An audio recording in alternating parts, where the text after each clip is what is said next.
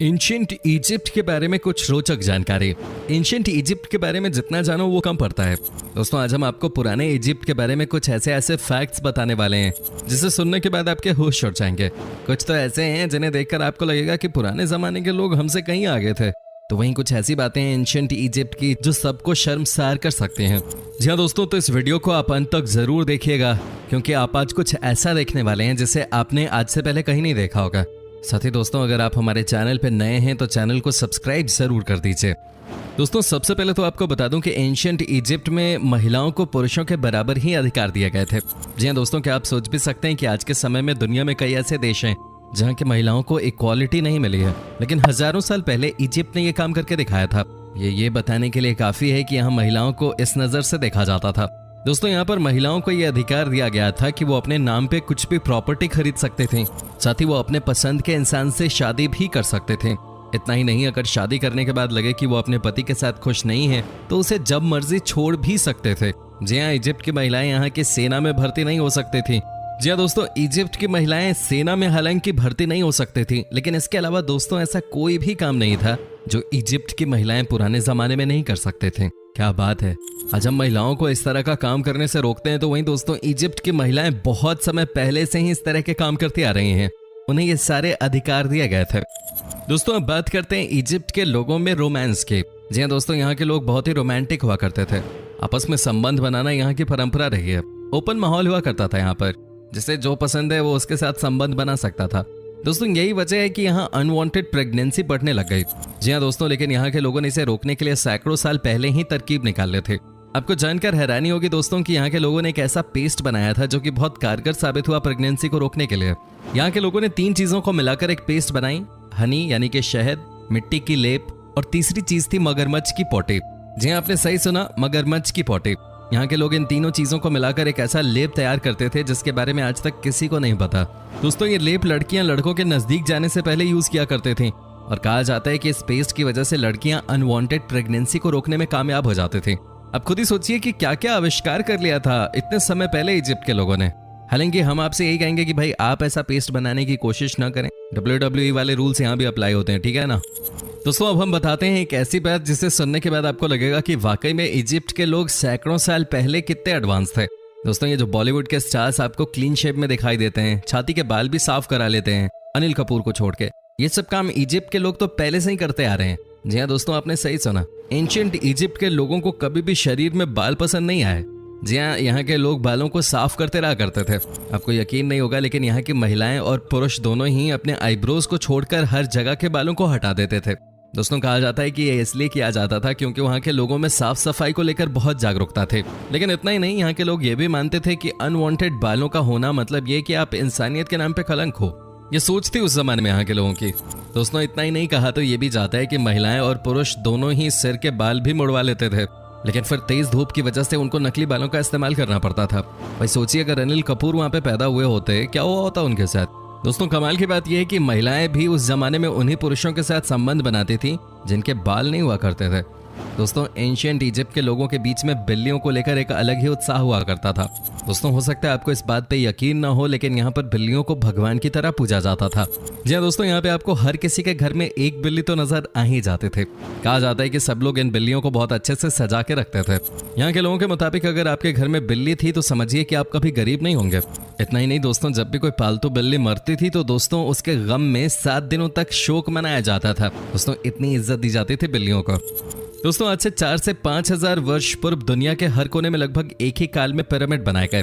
ये वही काल था जब मिस्र में पिरामिड बने थे। ये वो काल था जब Egypt, Sumeria, Babylonia, Mesopotamia, Assyria, Mehrgarh, सैंधव और पारस्य आदि प्राचीन सभ्यताएं अपने विकास के चरम पर थे। दोस्तों हिंदू धर्म के अनुसार स्वास्तिक है पिरामिड का प्रतीक। जी हाँ दोस्तों, इसके अनुसार हिंदू धर्म में स्वास्तिक को शक्ति, सौभाग्य, समृद्धि और मंगल का प्रतीक माना जाता है। घर के वास्तु को ठीक करने के लिए स्वास्तिक का प्रयोग किया जाता है। स्वास्तिक के चिन्ह को भाग्यवर्धक वस्तुओं में गिना जाता है। स्वास्तिक के प्रयोग से घर की नकारात्मक ऊर्जा बाहर चली जाती है। आज भी आप देखते होंगे कि कई ऊंची ऊंची बिल्डिंग्स के ऊपर पिरामिड शेप की चीज को तैयार किया जाता है।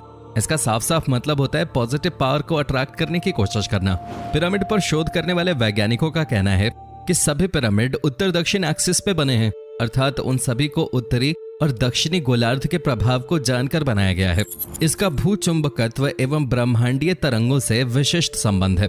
उत्तर दक्षिण गोलार्धों को मिलाने वाली रेखा पृथ्वी की चुंबक रेखा है। चुंबकीय शक्तियां विद्युत तरंगों से सीधी जुड़ी हुई हैं, जो ये दर्शाती हैं कि ब्रह्मांड में बिखरी मैग्नेटोस्फीयर में विद्यमान चुंबकीय किरणों को संचित करने की अभूतपूर्व क्षमता है इन पिरामिडों में। यही किरणें एकत्रित होकर अपना प्रभाव अंदर विद्यमान वस्तुओं या जीवधारियों पर डालती हैं। इन निर्माणों में ग्रेनाइट पत्थर का उपयोग भी सूक्ष्म तरंगों को अवशोषित करने की क्षमता रखता है। इससे यह सिद्ध होता है कि प्राचीन लोग इसके महत्व को जानते थे। मतलब ये कि पिरामिड में रखी वस्तु या जीव की गुणवत्ता और उम्र में इससे कोई फर्क पड़ता होगा।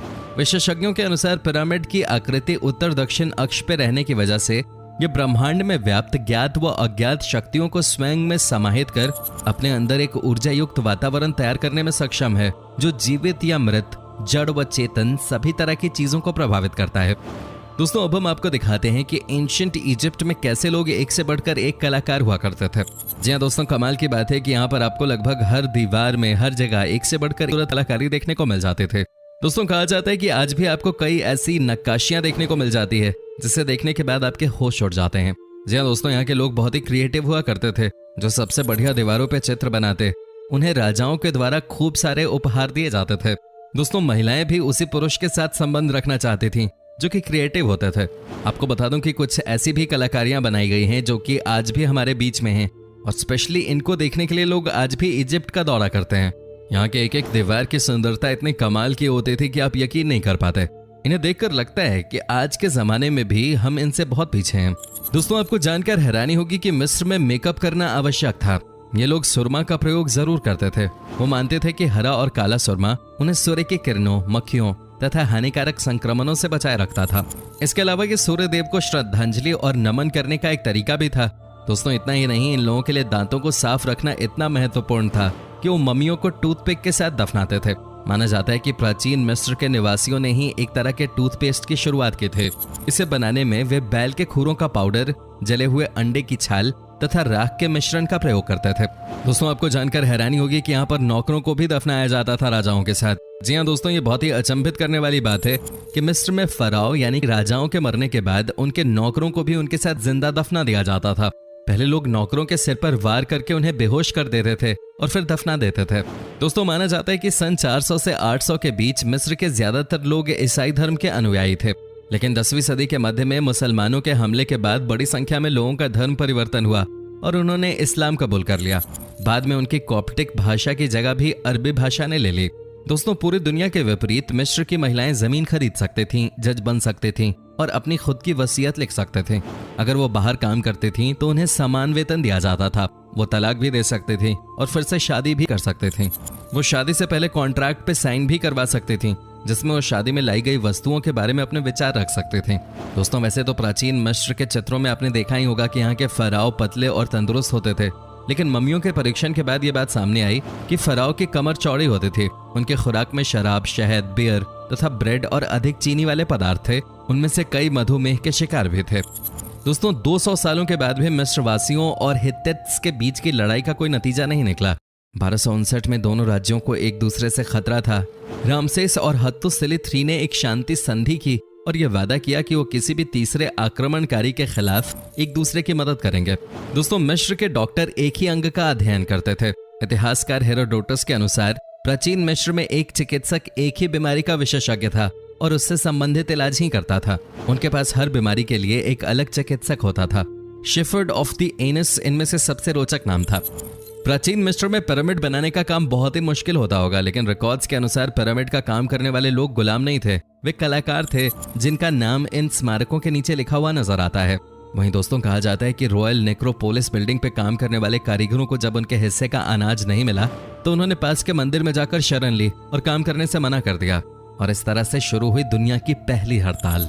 ये बात तो सबको पता होगी कि मम्मी बनाने के लिए मुर्दे को पट्टी बांधने से पहले उसके अंदरूनी अंग निकाल लिए जाते थे।